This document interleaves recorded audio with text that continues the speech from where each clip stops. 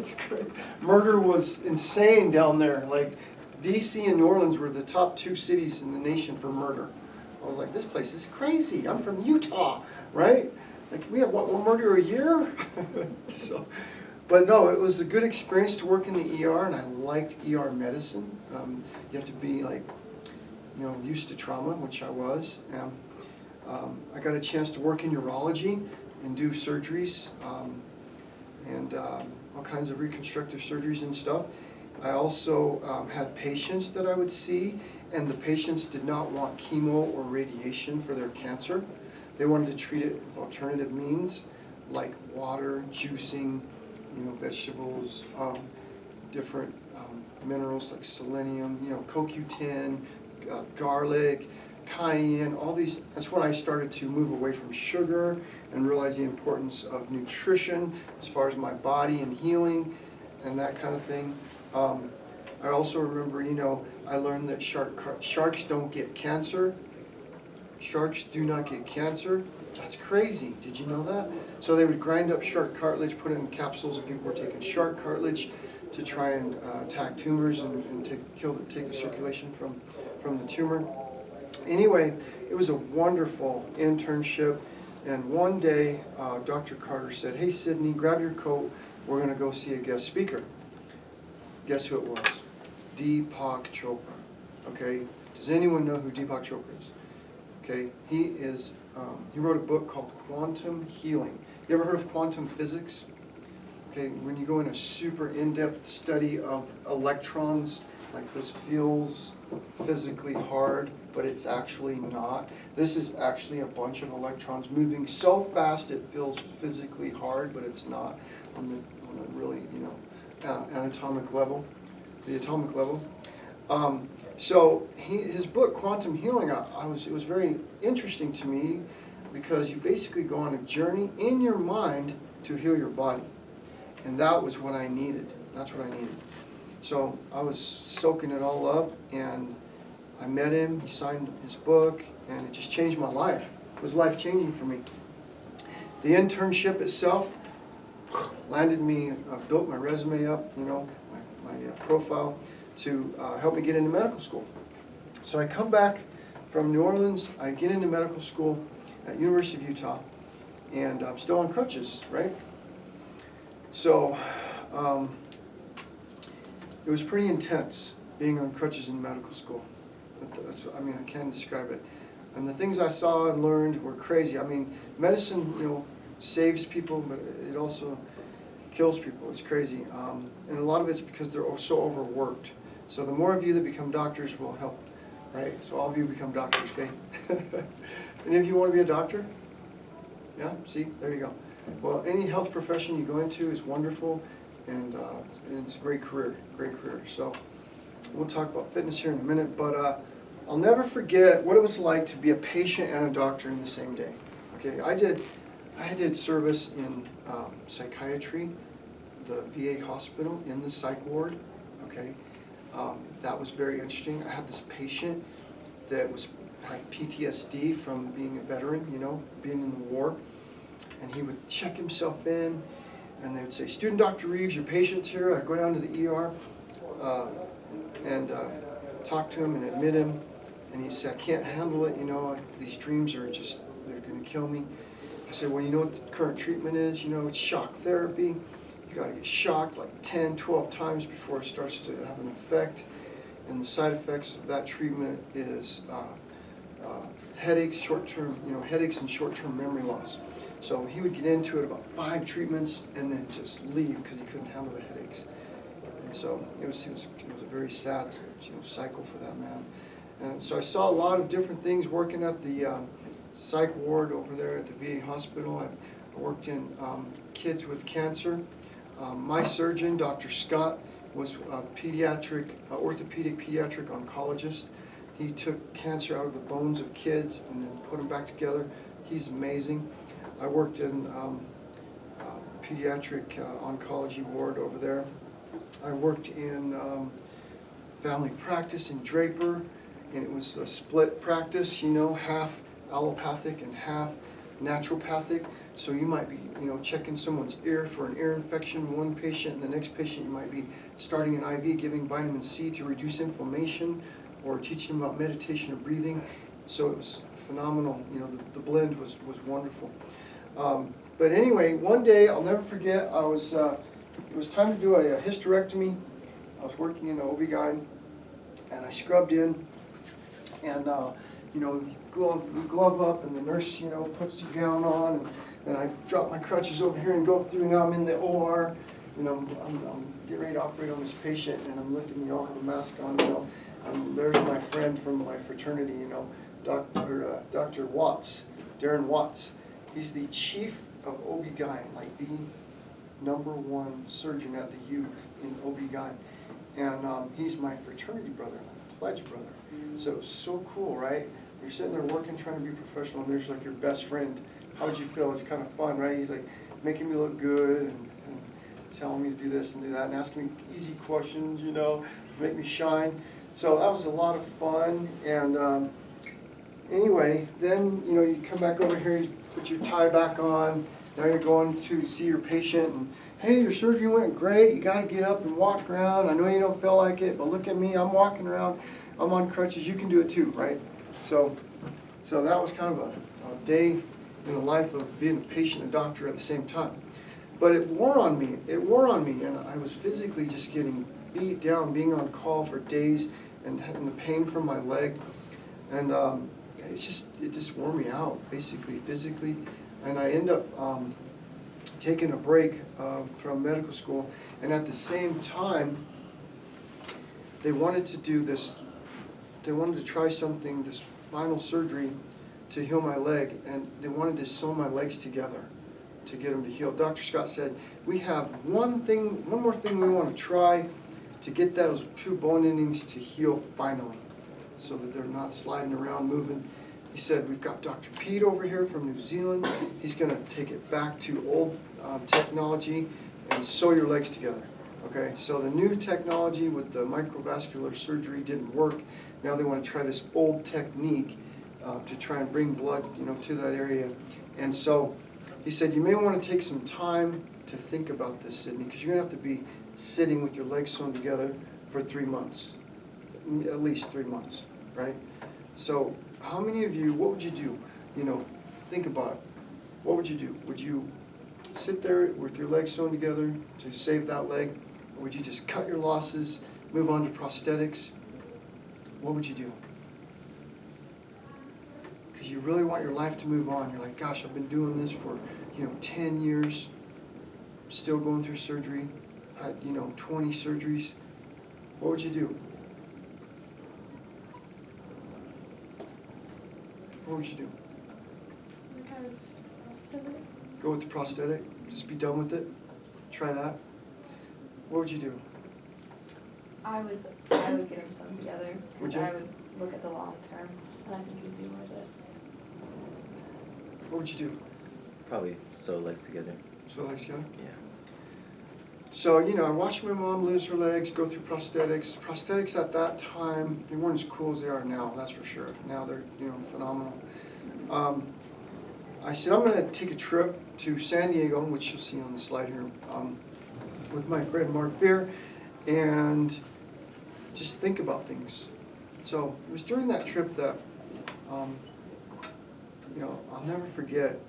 I got to the beach, I got out of the car, I'd use my crutches, I went down to the sand, I took my shoes off, took my socks off, I put my feet in the sand. How many of you have ever been to the beach, put your feet in the sand? Right? How does that feel? There's just nothing like it, right? It's indescribable. Like your feet in the sand, right? Wiggling your toes, right? So I kind of screenshotted that moment, and there was a seagull there. I can hear him, I can see him hovering. The waves are crashing, you can smell the ocean. And I just took it all in. And then I went further with it and started incorporating some of the stuff I've been learning, with the mind. So I closed my eyes and I visualized myself running down the beach. I could feel my feet touching the wet sand, and I was running. I can hear my breathing, and the waves are crashing on the left. I can smell the ocean. There's a seagull over here now, he's hovering, I can hear him making the noises, and man, when you start to feel something with all of your senses, it becomes physically like a reality. That's when reality starts. If you see yourself acing your test, and you high-fiving your friends because you aced a test, that's like the beginning of a reality. Like your mind doesn't know the difference. It will happen. Like that's why they use visualization for sports. You see yourself make the shot, the game-winning shot, everyone's excited, you feel the actual excitement of winning the championship. That becomes a reality. Okay? So visualization is powerful. So I end up going back home and having the surgery. They sewed my legs together.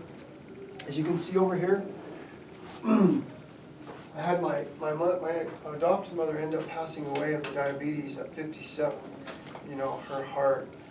And so I found my natural parents. Turns out my biological father was from Flint, Michigan, crazy, where I went and saw Dr. Lister. And he was a football player from Michigan that was recruited and ended up playing at Utah State. He was a quarterback in Logan at Utah State, so I had the love of football in my blood, right? My adopted dad, I was so blessed to have these two dads there while my legs were sewn together to help keep my mind preoccupied. I remember playing dominoes with them, and chess, and checkers, and all these games. Had friends coming over, so that was important, had all the support system I needed. My biological mom was taking me to my doctor's appointments to get this crazy cast put on my leg to help hold that together so it didn't rip apart. There's Dr. Pete right there. Yeah, you can see the bone stretcher right there and all the wires and stuff involved, and staying active, lifting weights, still riding the bike. So, like I said, I'm sitting there at home. I didn't want to be in the hospital. I had a hospital bed in my room at home, and I'm just sitting there for 3 months, and a few things happened, I started to use what I had been trained, my mind. Just picture the blood going across the bridge, and picture the bone receiving these nutrients, and start to heal. Picture the osteoblasts working, building the new bone. That's how deep you gotta get, right? And sure enough, after 3 months, they cut it apart, and now back of my left leg is on the front of my right leg, right? Right there. And it actually helped that bone to heal. Finally. So 11 years later, I saved my leg. Man, it was a long road. And I was super excited to be able to walk again. I'll never forget, like you can see on the video, you freaking put down crutches once and for all and you walk away. No more crutches. How does that feel, right? How does that feel? Does that feel like victory? Yeah, sure does. So I got excited, oh my gosh, what am I gonna do? What am I gonna do? I got my life back. I know what I'm doing. I'm gonna go do a movie. I'm gonna be in a movie. Yeah, I'm gonna be in a movie. That's what I'm gonna do. So I tried out for this movie and I got a part working with Glenn Close up at Thousand Peaks Ranch, Camas area. They built this town called Lucky Diggins. It was Ballad of Lucy Whipple, a children's story on CBS. And I'm playing this part of this Peruvian gold miner. Beard, a serape, sombrero, I'm all getting into it, And the producer was like, Michael Gallant, he's like, who is this guy? Who does he think he is? Does he know he's not famous? Hey man, I've been on Oprah. I don't know what you're talking about. I am famous. Do you know Oprah? So, and I was telling him about his nutrition and stuff, and he's like, well, if you're so good, how about we go into Park City and work out, and you can help train me, So you got it. So we'd film during the day, then we'd drive into Park City, I'd help him work out, we'd talk nutrition, and then he took my resume and kind of helped me figure out how to get more parts in movies, so I got more parts in movies. Luck of the Irish, Christmas in the Clouds, I was on MTV dancing, you can watch that. I'm just living life, and it was crazy. He helped me get this TV show started, Dr. Fit, right? So I was on Park City TV, I was on Channel 17 of Ogden, and I found my purpose, right? My purpose is actually helping people change their lives and work out, eat better. So I end up getting a phone call from Ken College of North Ogden, Northern Fitness. Northern Fitness. You know where the Best building is? Lindy Best? That used to be a gym called Northern Fitness. They had racquetball, daycare, men's area, women's area, physical therapy. It was a full gym, cardio area. And I was helping design exercise programs after people finished their physical therapy, okay? And so that's how I got to North Ogden, full circle, from the accident, right on 2550 North, back to my gym where it's located now on 2271 North. Wow, full circle. Fitness trainer, saw it in California while I was living out there studying for board exams in Newport Beach. I would ride my mountain bike over to Huntington, and on that mountain bike ride, I would pass all these gyms where they were one-on-one fitness training studios, like 25 of them, from Newport Beach all the way to Huntington. I'm like, that is so cool. I want to do that. So here I am, Sidney's Fitness, North Ogden, and helped so many people over the years. What's it like to be a fitness trainer? Well, you got to be motivating. You got to motivate people. You got to hold them accountable, right? Hey, how much water have you had yesterday? Tell me. I don't know. See, that's the problem right there. How are you going to know? Let's keep track. Start writing it down. Get a journal. See what I mean? Use your phone. Try an app. Have an alarm go off. Did you drink your water? So many options. See how I did that? Hey, what'd you have for breakfast today? Banana? A banana. Okay. How long is that going to last? Not very long, right? What is it made of? Water, sugar, minerals, right? Vitamins, minerals. It's going to be gone. If you were doing squats, your blood sugar would go, because that wouldn't hold you, right? So what would hold you during a workout? What's a good pre-workout? Oatmeal. Why? Complex carbs. That's the deal. Complex carbs. That's load up your blood sugars and it lasts the whole workout. Where do you get complex carbs from? Vegetables or grains, right? Bottom line, vegetables or grains. But who's going to eat a salad before they work out in the morning? No one. Probably oatmeal is probably the option. So that's what I had. Oatmeal with blueberries. Why blueberries? Because I eat with purpose. Every food item I put in my body has a purpose. What do blueberries do? They bring down inflammation. I want my knee to feel better. So I have cherry juice concentrate. 50 cherries in 1 tablespoon. Right? Another 50 cherries in another tablespoon. I've had 100 cherries in 2 tablespoons. That's a lot of vitamin C, and that brings down inflammation in your body.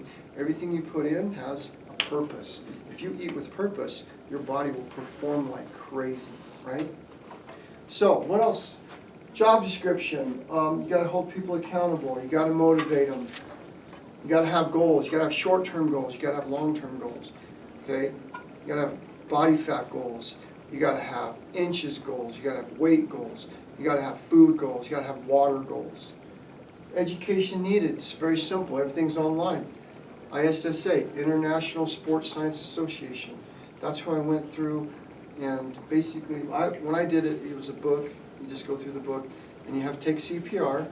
You have to be certified, right? We saw what happened with DeMar, Buffalo Bills guy, has a heart attack on the field. You know, and the responders saved him, right? So CPR is crucial. Let's see here. Yeah, certification online. And then as a trainer, you can branch out from your basic certification. You can be a nutritionist and a trainer. You can be a martial artist and a trainer. You can be a Pilates instructor and a trainer.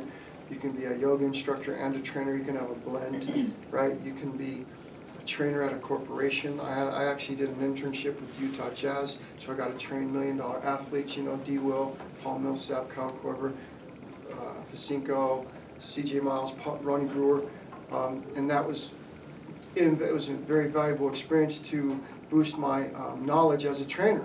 And now I can train athletes, like I've trained many athletes from Weber High. Brian Edmonds, one of the best swimmers in the history of Weber High. I was his trainer. He ended up with a full ride. Actually, he won state and set a record in the 50 freestyle, and I think that record has been beaten. But anyway, he got a full ride at University of Utah, right? Because he needed to get stronger in the gym in order to compete with these guys. Let's see. Nick Rainey, another great example. Nick Rainey came to me as a junior in high school, said, "Can I shadow you?" Yes, you can. So he would just come down and watch me train other clients and take notes, and he was super astute. I mean, he's a great student. He'd come up with his own little training programs and little pamphlets and books. And he said, Sid, I want you to train me. I want to play college football. So I said, let's do it. Let's go.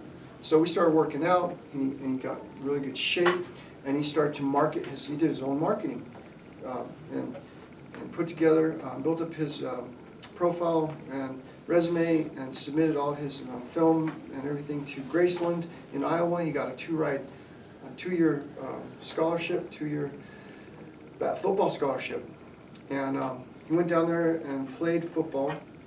And then after his 2 years was up, he switched to BYU, and he opened a gym, became a personal trainer. It was called Body for Change, very successful gym in Provo. He ended up selling it when he applied to physical therapy school in Georgia. He made profit off of his gym, went to physical therapy school in Georgia, and then after he finished, he specialized in sports medicine. I think he was over in Maryland somewhere. Now he's a physical therapist in Arizona. And he also specializes in dry needling, okay, which is kind of like acupuncture, okay, to help reduce pain in patients. So came all the way from Weber High School, right? So education needed, earnings, income, that's up to you, sky's the limit. I mean, I'd say baseline salary, you could probably make $75,000 a year. You could sell supplements on the side to help boost that. You can have a clothing line. You can work for a corporation, be on a salary. You could work for the Utah Jazz and probably make $150,000 a year as a trainer, right? Job outlook, it's always bright in the world of training because there's so many people that need to work out. You can be a trainer that helps women that are pregnant, pregnant women. You can be a part-time trainer and be a mom yourself, and just do it part-time because you want to be there with your kids, whatever. So it has so many different options. My sister is a trainer, Mina. She works in Santa Monica with celebrities on the beach or at their homes. She can also do her acting and her stunt stuff and all the stuff she does. She does Pilates, yoga, martial arts. She's a black belt. So she has a lot of fun with it. Any questions on any of that? My information's there, Dr. Sid on Instagram if you want to follow my workouts, check out my nutrition ideas. It's super simple. I have great recipes. I believe in 6 meals a day. I believe in vegetables. That's what's missing in the world. It's a fact. How many vegetables have you had yesterday? I have no idea. See what I'm saying? How many vegetables have you had yesterday? Yesterday? What were they? I don't remember right See? See? No one knows. See what I mean? I do that every day, all day. How many vegetables have you had yesterday? now. I don't know. See? Nobody knows. I'll tell you what, it's not very high. It's low. That's the problem, right? How much That's water? me, peppers and onions. Oh, look at her shine. See, she's always going to be shiny. I want an egg, pick me. See, still there. Yeah, still competitive, aren't you? She does good, right? No, she's doing better. Hey, it's like a tug of war. Look, you know what I mean? Like, it ain't going to happen in one day, right? When you're a trainer, you got to be patient with people. You got to realize everyone's human, okay? So it's going to be like a battle, but you're going to win. You're going to win, but it's going to be back and forth. It's going to be back and forth. It's going to be a battle, right? But you're going to win. You're going to get there. So yeah, I mean, I am so blessed. I can't tell you how grateful I am to be whole again and to have lived the life that I've lived and done all the things I've done. It empowers me, that I was able to save my leg and get my life back. And I've been blessed with so much energy. I have so much energy. And I use that energy to help others and keep myself in great shape. There was a lady named Linda Clark. Standard procedure for a knee replacement is lose weight, strengthen the quads. The surgeon usually won't even talk to you if you're overweight and you have weak quads, right? So first thing you got to do is lose weight. They send him to me, the trainer, lose weight, strengthen the quads. Linda was 69 when I met her. She didn't like physical therapists, thought he was mean. She came to me, felt like I was nice, whatever. I guess I'm pretty nice. So anyway, we were successful together. Man, Linda kicked butt, and she lost 100 pounds, okay? She made it to her goal of family reunion in Missouri somewhere, some caves or something. You hike down these stairs into these caves. She thought she was going to be in a wheelchair and not even be able to participate. She ended up hiking down the stairs, going into the caves with her new knee. Yay! So after she was all finished, she challenged me. She said, Sidney, thank you for all your help, and I challenge you to be the next American Ninja Warrior. And I said, Linda Clark, I accept your challenge. So that's where the Ninja Warrior thing came, kind of was born, the challenge. And I thought, how the heck do you become a Ninja Warrior? So what is that? So have you, any of you guys watched that show? You know what it is? So first thing I did is watch the show, and I was like, okay, I can do that. I see what's required. It's pretty much right here, right? All these muscles right here. You can't burn out. If you burn out, you fall in the water. So you got to stay off the ground. You got to be in the air. So I started the training. I called up a guy who's on the show, Carson Boyles. He lives in over by Midland, just over there in West Haven area, Hooper area. And he had a replica of the show in his backyard.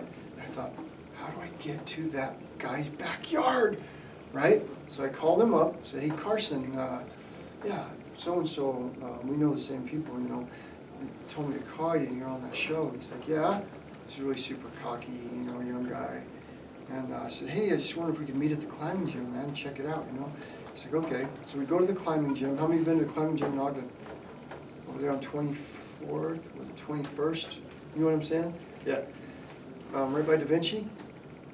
So we go in there and we climb, and I'm like, you know, I'm working, I'm trying to go, I'm in extra. I'm in try-hard mode, right? And it's hard. And I said, how did I do? And he's like, oh, you're all right. You know, keep working. So I was like, oh, well, hey man, check this out. Thanks for meeting me. By the way, if you ever want to try my personal chef, let me know. Because his body fat wasn't right. Like my body fat was lower than his.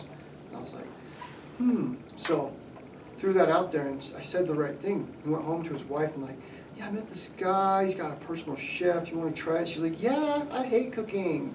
So they call me up. They try the chef and end up hiring her full time. Like, bink, just took her. So she's working for them, making all their meals. They're loving life. And he's like, oh yeah, come over, Sid. You can work out in my backyard. Now I'm in his backyard, and it got real. That's when it got real. And you're going to see that on the video. You'll see him timing me, and I'm killing all these obstacles, and I'm learning how to do it. And then he says, you know what? I'm going to actually convert my backyard to the American Ninja Warrior warehouse. Have you ever seen that? How many have been? On Wall Avenue, about 30th, there's an actual ninja warehouse. It's a replica of the TV show. You can go in there and try all the obstacles. It's fun, okay, and it's challenging. So that's when I started to audition, make my audition tapes, which you're going to see to get on the show. And I'll tell you about what happened after you watch. See, you've got about 5 minutes left as well. Okay. 9, 10. Okay. Right clock's a little bit fast. Okay. All right. Let's check it out.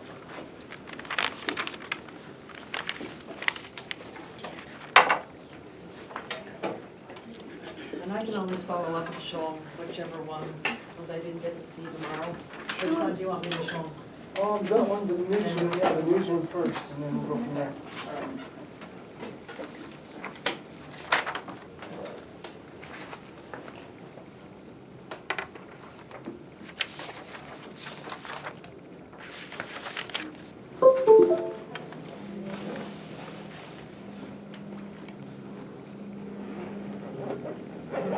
Sidney Reeves, otherwise known as... Uh-oh, you got the Uh-oh, wrong one queued up.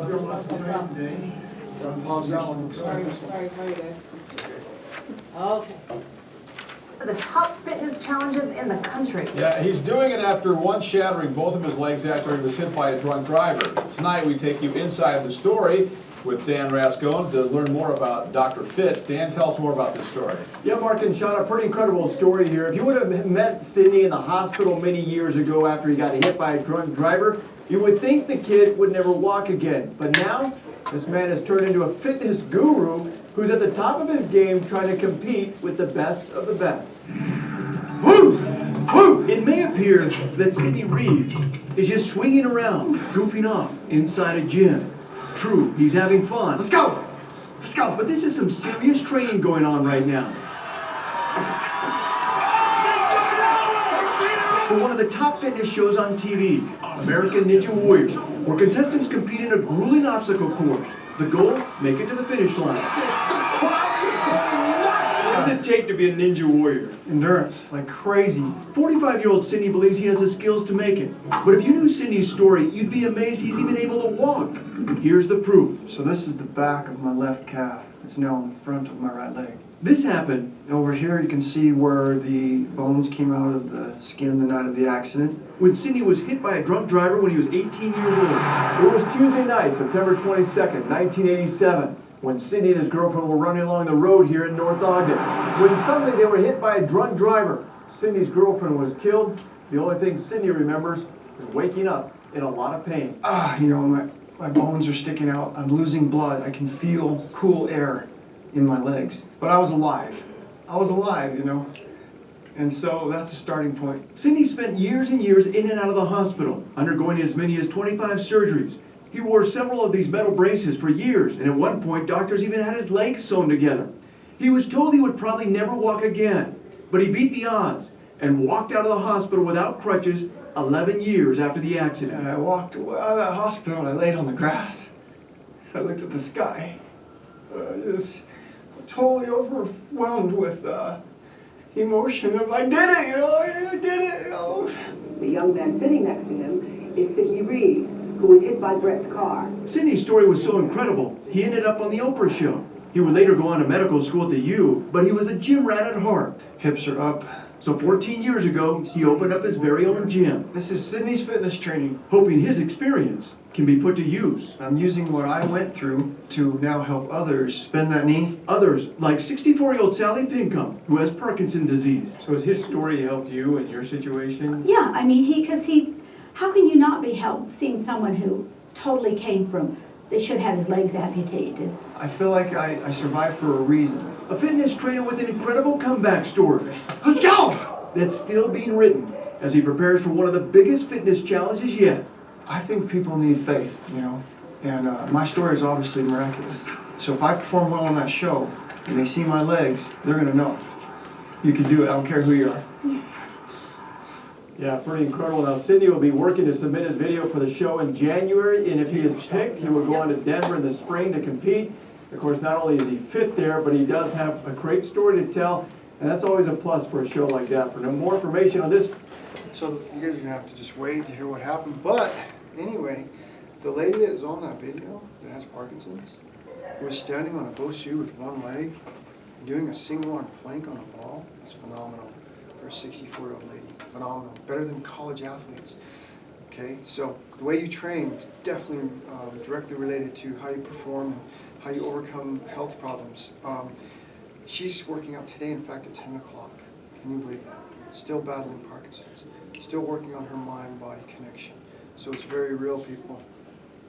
Don't forget about it, right? Okay, I've got some cards up here if you guys have further questions or anything. You know anyone that I could help, you know, to train and get in better shape.